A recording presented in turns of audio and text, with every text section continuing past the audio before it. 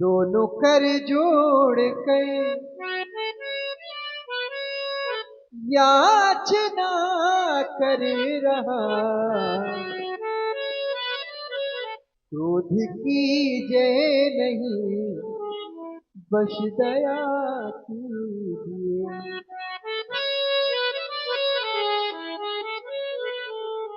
आप आए पे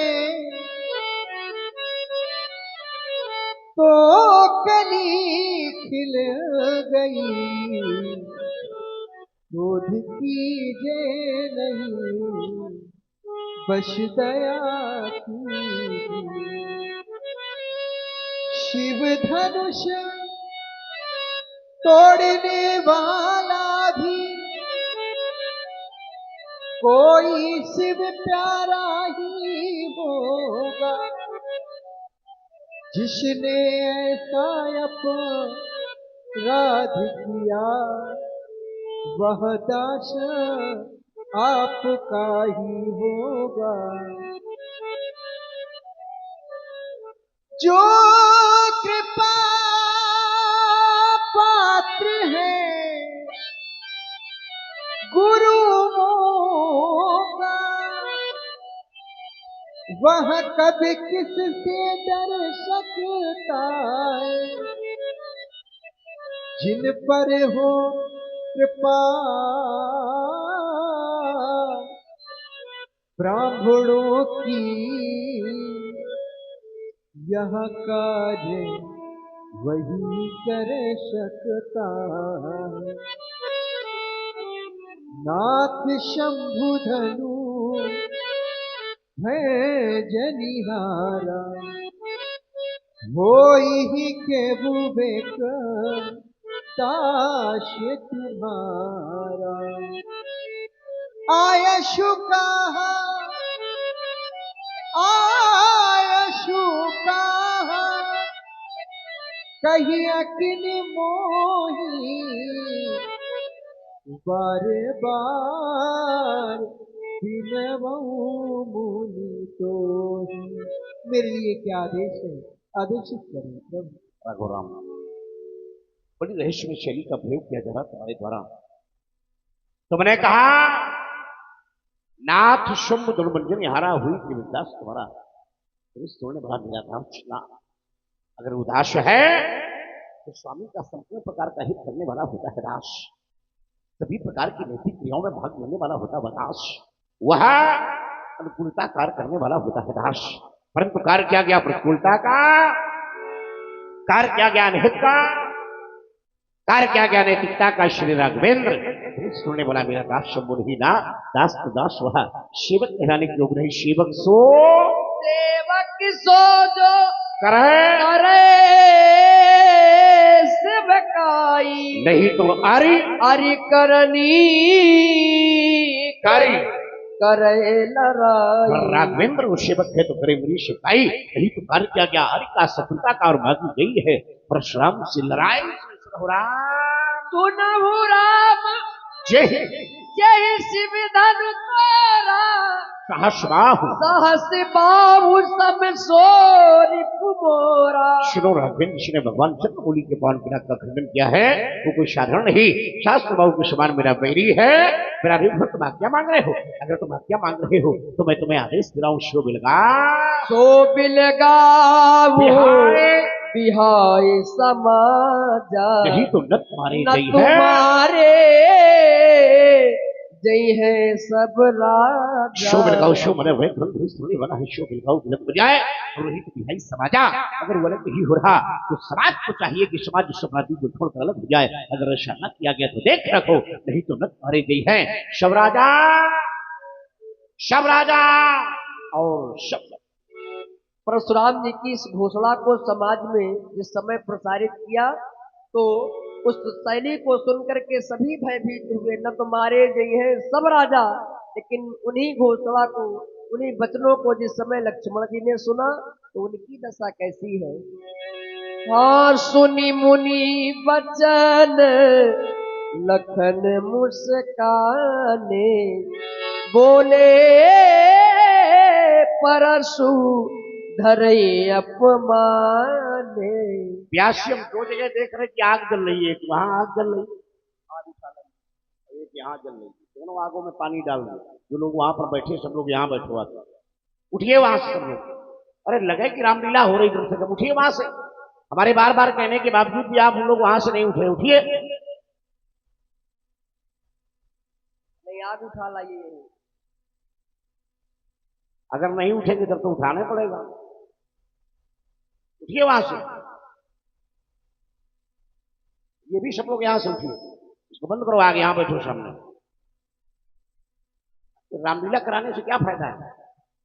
अरे कम से कम बैठकर सुनिए उसको, तब तो ठीक है। हमें नहीं अच्छा लगेगा तो आपको भी अच्छा नहीं लगेगा, है?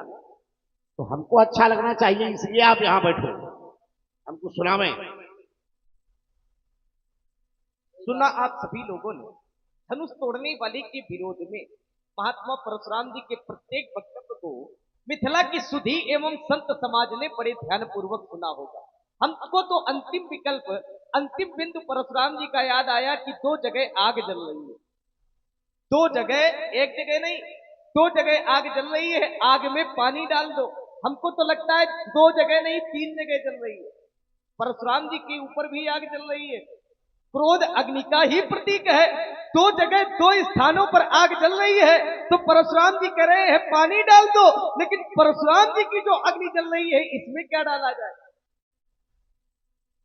इसमें भी पानी डालना चाहिए, इसमें भी जल डालना चाहिए, क्योंकि जल जो डालते हैं अग्नि में, तो जल अग्नि को रोकने का कार्य करता है। लेकिन अगर घृत डाला जाए अग्नि में, तो अग्नि को बढ़ाने का कार्य करेगा।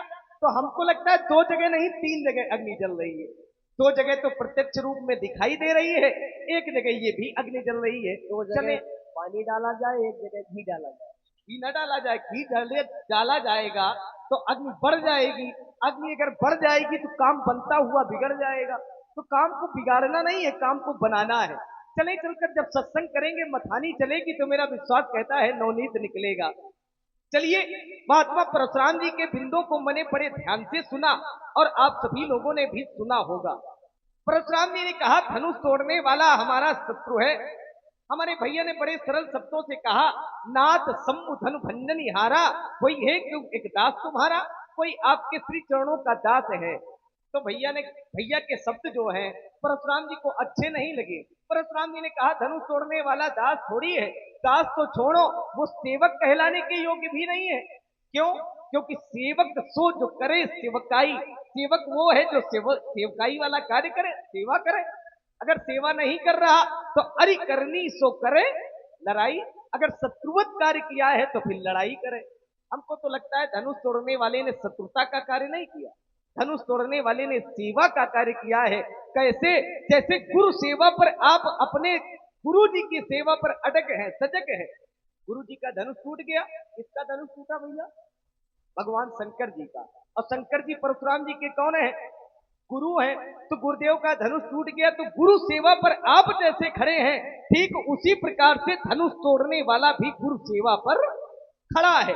उसने भी गुरुदेव भगवान की आज्ञा का पालन किया है और गुरुदेव भगवान के कथनानुसार धनुष का खंडन किया है। तो हमको लगता है धनुष तोड़ने वाला शत्रुता का प्रतीक नहीं है, शत्रुव संबंध रखने वाला नहीं है। धनुष तोड़ने वाला तो सेवा करने वाला है, सेवक है। चलिए, परशुराम जी ने कहा सेवक नहीं है, वो तो शत्रु है। और शत्रु साधारण कोटि का नहीं है।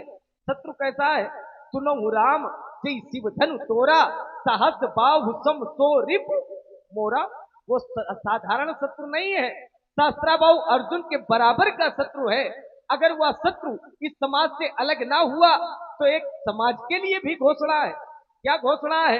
सो बिलगाऊ, धनुष तोड़ने वाला इस समाज से पृथक हो जाए, या बिहाई समाजा, या समाज धनुष तोड़ने वाले को छोड़ करके अलग हो जाए। अगर इन दोनों परिस्थितियों में धनुष तोड़ने वाला न मिला तो नत मारे जई हैं सब राजा, सभी राजा मारे जाएंगे, सभी राजा दंडित किए जाएंगे। परशुराम जी धनुष तोड़ने वाले को जानना चाहते हैं, धनुष तोड़ने वाले की खोज करना चाहते हैं, जानकारी करना चाहते हैं, लेकिन जानकारी कोई दे नहीं रहा है। संसार में कई ऐसी समस्याएं हुई या कई ऐसी समस्याएं आई जिनकी जानकारी की गई, लेकिन जानकारी का प्रकार अलग अलग रहा। जानकारी का प्रकार ये नहीं रहा, जानकारी का प्रकार अलग रहा। एक बार धरती पर समस्या आई, धरती त्राईमाम करने लगी, पापों से भर गई है धरती। ये धरती स्वयं कहने लगी कि अगर और अत्याचार बढ़ गया तो मैं पाताल लोक में चली जाऊंगी। एक बार धरती ने गाय का रूप धारण किया और सभी ब्राह्मणों के साथ में भगवान के पास पहुंची, भगवान शंकर के पास सभी पहुंचे। भगवान शंकर से कहा रक्षा करो रक्षा करो। तो भगवान ने कहा इस रक्षा करने वाले केवल एक है नारायण, वही रक्षा कर सकते हैं। बोले ये भगवान मिलेंगे कहाँ? बोले कहीं जाने की आवश्यकता थोड़ी है, परमात्मा तो हर जगह पर है, प्रत्येक स्थान पर है, हरि व्यापक सर्वत्र समाना। बोले है तो समान रूप से सभी जगह पर, लेकिन मिलेंगे कैसे? तो कहा प्रेम से प्रकट हो मैं जाना। समस्या आई कि भगवान कैसे मिलेंगे, तो भगवान शंकर ने बताया कि प्रेम से प्रकट हो मैं जाना, भगवान प्रेम से मिलेंगे। एक बार और समस्या आ गई, विश्वामित्र जी के पास समस्या आई। विश्वामित्र जी का यज्ञ निशाचर होने नहीं दे रहे थे, और जब निशाचर होने नहीं दे रहे थे और विश्वामित्र जी को यज्ञ करना था, उनके पास एक समस्या थी। तो समस्या का विश्वामित्र जी ने भी समाधान कैसे किया? तब मुनिवर मन कीन विचारा, विचार के माध्यम से प्रभु अवतरेउ धरणी मई भारा। विश्वामित्र जी के पास समस्या आई तो विश्वामित्र जी ने भी समाधान कैसे किया? विचार के माध्यम से। एक बार और समस्या आ गई, कहीं और जाने की आवश्यकता नहीं है, परशुराम जी के गुरु बाबा के पास समस्या आ गई, भगवान शंकर के पास समस्या आ गई। भगवान शंकर ने भी अपनी समस्या का समाधान किया। तब शंकर देख्यू धरि ध्याना, सती जो कीन चरित सब जाना। कैसे जाना? ध्यान के माध्यम से जाना। विश्वामित्र जी ने विचार के माध्यम से जाना। परमात्मा कैसे मिलेंगे? तो कहा प्रेम से मिलेंगे, प्रेम से जाना। प्रेम से जाना गया, ध्यान से जाना गया, विचार से जाना गया। लेकिन ये कौन जानकारी का प्रकार है जिसमें मार काट करके जाना जाए, मार करके जाना जाए? सो बिलगाऊ बिहाई समाजा, न तुम्हारे जई है सब राजा। सभी को मार देने से क्या जानकारी हो सकती है? हमको तो लगता है जिनको आप मार रहे हो ये निर्दोषी है, इनका कोई दोष नहीं है। क्यों दोष नहीं है? कार्य को करवाने वाला कौन है? कार्य किसने करवाया? राजा जनक। राजा जनक अगर प्रण न करता तो शायद धनुष का खंडन न होता। कार्य को करवाने वाला राजा जनक, कार्य का कारण बनी सीता, कार्य को करने वाला धनुष खंडनहार। लेकिन दंड तीनों के लिए नहीं है, न तो जिसने कार्य करवाया दंड उसके लिए है, न तो जो कार्य का कारण है दंड उसके लिए है, न तो जिसने कार्य किया है दंड उसके लिए है। तो फिर निर्दोष राजा क्यों मारे जाएंगे? चले चलकर मिले, जब सत्संग होगा मथानी चलेगी तो नवनीत निकलेगा। महात्मा प्रणाम और सब कुशल मंगल ना? बिल्कुल नहीं, भगवान न करे इससे ज्यादा अकुशलता ना आवे जीवन, इससे ज्यादा दुख आपके अंदर व्याप्त ना हो और सुखी हो जाओ। हमको लगता है ये धनुष टूट गया इसलिए क्रोध है, ये तो एक टूटा है, आप क्रोध कर रहे हो। जब हम छोटे थे ना लड़काई की अवस्था में, तब एक नहीं बहुत तोड़ी, बहु धनु ही तोड़ी लड़काई, तब कबहून असदिश। एक शब्द है अस और एक है कस। अस माने ऐसा और कस माने कैसा। जैसा क्रोध आज आपके द्वारा किया जा रहा है, ऐसा क्रोध इसके पहले नहीं किया गया। तो महात्मन, क्या इस धनुष के प्रति आपकी ममता, अगर ममता है तो यही धन पर ममता के हेतु, इसका हेतु क्या है? पूछपाछ प्रातः स्मरणीय परम श्रद्धे व्यक्त करें। राजकुमार लक्ष्मण ने प्रतिबद्धता पूर्वक अपनी प्रस्तुति को रखा। देखो, मैं विचार करने लगा कि संसार में कोई ऐसा स्थान नहीं बचा है जहां पर राजनीति का प्रवेश न हो गया हो। थोड़ी देर पहले हमने राजा जनक से पूछा कि भीड़ का कारण क्या है, तो जड़ जनक धनुष के तोड़ा, धनुष तोड़ने वाला कौन? तो अतिडर उतर देत नपना ही कुटिल भूप हर्षे बनवाही। राजा जनक डर गया और डर के वशीभूत होने के कारण कोई उत्तर प्रस्तुत नहीं कर रहा। इसका भैया राम खड़ा हो गया, तो बड़ी राजनीति। कहने लगा, नाथ शंभु धनुभंजनी हारा और होशी केऊ एक दास तुम्हारा। महाराज, धनुष तोड़ने वाला कोई आपका दास है, आयेशु हमारे लिए क्या क्या? तो हमने कहा, राम अगर तुम आज्ञा मांग रहे हो तो मैं तुम्हें आदेश दे रहा हूं सुनो राम जय शिव धनु तोरा, सास बाऊ सब शोरे पोरा, शो बिलगाऊ बिहाई समाजा, और नहीं तो नत मारे गई है सब। शो बिलगाऊ, शो माने वह, ये जो शो शब्द है एक वचन करता है, शो माने वह कौन धनुष तोड़ने वाला है, शो एक। बिलगाऊ बिलग हो जाए कहां से, अगर समाज में बैठा है तो समाज से अलग हो जाए, घोषणा है। नहीं तो बिहाई समाजा, अगर वो समाज से अलग नहीं हो रहा तो समाज को आज उस अपराधी को छोड़कर अपने से अलग हो जाए। और अगर ऐसा न किया गया तब हमारी स्पष्टीकरण की घोषणा है, नहीं तो नत मारे गई है साहब। अच्छा, आपने भागने का रास्ता भी दिया, जो कोई भाग जाए वो भाग जाए, भागो या मरो, तो ही बात है। जिसको भागना हो वो भाग जाए और जिसको मरना हो वो बैठा रहे। अब लक्ष्मण कह रहा है, बोले महाराज राजा क्यों मारे जाएंगे? अच्छा, राजाओं को मारने की परशुराम की घोषणा है, लेकिन राजकुमारों को मारने की तो नहीं है। ध्यान देना, लक्ष्मण को मारने की परशुराम की घोषणा नहीं है, राम को मारने की परशुराम की घोषणा नहीं है। परशुराम की जो घोषणा है वो राजाओं को मारने की परशुराम की घोषणा है। तो जिसको मारने की परशुराम की घोषणा है वो परशुराम का विरोध होना है, अच्छी बात है। तो भाई ये जबरदस्ती मल्ला मचा रहे हैं भाई। जिसको मारने की परशुराम की घोषणा है वो है राजा। राजाओं ने परशुराम का विरोध नहीं किया। यहां का राजा जिसने ये कार्य करवाया है उसने परशुराम का विरोध नहीं किया। ये जितने भी नेपाल बैठे इन्होंने परशुराम का विरोध नहीं किया। चलो राजा विरोध ना करे, कुछ बड़े लोग विरोध करें। तुम्हारे गुरु बाबा विश्वामित्र को विरोध करना चाहिए, उन्होंने विरोध नहीं किया। तुम्हारा भैया राम, उसको विरोध करना चाहिए, वो तुमसे बड़ा है, उसने विरोध नहीं किया। जिसका बड़ा भाई राम परशुराम के सामने हाथ जोड़ करके निवेदित कर रहा हो, उसका दूसरा भाई लक्ष्मण परशुराम के सामने व्यंगात्मक शैली और ताल ठोक रहा हो, ये बताओ है राजनीति नहीं? ये सीधी सीधी राजनीति, ऐसी बात कर रहे हैं। विचार विनिमय की आवश्यकता है। तुमने कहा कि अपराधी, देखो तो इसको ठीक करो, क्या गड़बड़ हो जाता है। अपराधी है 4,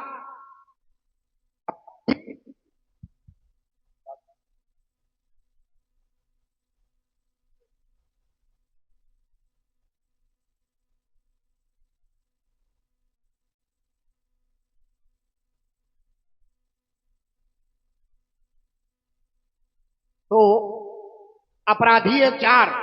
जैसे किसी ग्राम में किसी की हत्या हो, ध्यान देना, किसी गांव में किसी व्यक्ति की हत्या हो जाए तो जब प्रकरण न्यायालय में पहुंचे तो न्यायाधीश महोदय पूछे कि हत्या करने वाला कौन? तो बोले महाराज हत्या करने वाले तो 4 लोग, दिखाई तो 2 ही पड़ रहे। बोले दिखाई तो इसलिए पड़ रहे हैं कि 2 ज्ञात है और 2 अज्ञात है। ध्यान देना, 2 ज्ञात है और 2 अज्ञात है। तो कहा वो अज्ञात वाले पकड़ कर कवाएंगे, तो कहा अज्ञात वाले अभी जांच चल रही है और जब जांच में सिद्ध हो जाएगा कि ये अपराधी है तो विवेचना आपके सामने प्रस्तुत कर दी। ठीक वही नियम यहां भी अपराधी 4। राजा जनक ये ज्ञात है, जिसने स्वयंवर आयोजित करवाया है, जिसने धनुष तोड़वाया है, राजा जनक की अपराधी ये ज्ञात है। और अज्ञात कौन है? अज्ञात है धनुष तोड़ने वाला, अज्ञात है जिसने धनुष तोड़वाने की सहमति दी है। 2 अज्ञात है और 2 ज्ञात है। राजा जनक ज्ञात है और ये समाज ज्ञात है। समाज जिसने धनुष तोड़ने वाले को अपराधी को शरण दिया है ये ज्ञात। तो जब तक वो अज्ञात वाले हमारे समक्ष नहीं आ जाएंगे, जब तक वो अज्ञात वाले व्यक्तित्व परशुराम के सामने नहीं आ जाएंगे, तब तक हम उनको छोड़ने वाले तो पूरी सारणी है, सबको बांध कर खड़े हैं, है ना। अब लक्ष्मण कह रहा है बहुत ही तोड़ी लड़काई कपौना असरिश कीन गुसाई। लक्ष्मण कह रहा मैंने बचपन में बहुत सी धरिया तोड़ी, बहुत अच्छा काम किया, लेकिन एक शब्द आया है असरिश। लक्ष्मण कह रहा मैंने बचपन में बहुत सी दुनिया तोड़ी, लेकिन आपके द्वारा ऐसा क्रोध नहीं किया गया जैसा आज किया जा रहा। लक्ष्मण, जैसा आज का है वैसा पहले कभी सीता भी नहीं था, इसलिए जैसा क्रोध और जैसा विरोध आज परशुराम के द्वारा किया जा रहा है, इससे पहले ऐसा क्रोध और विरोध कभी नहीं किया। उसने कहा कोई ममता है? कोई ममता नहीं, हमें तो आस्था है। ममता दो प्रकार की होती है, एक सांसारिक ममता, एक पारमार्थिक ममता।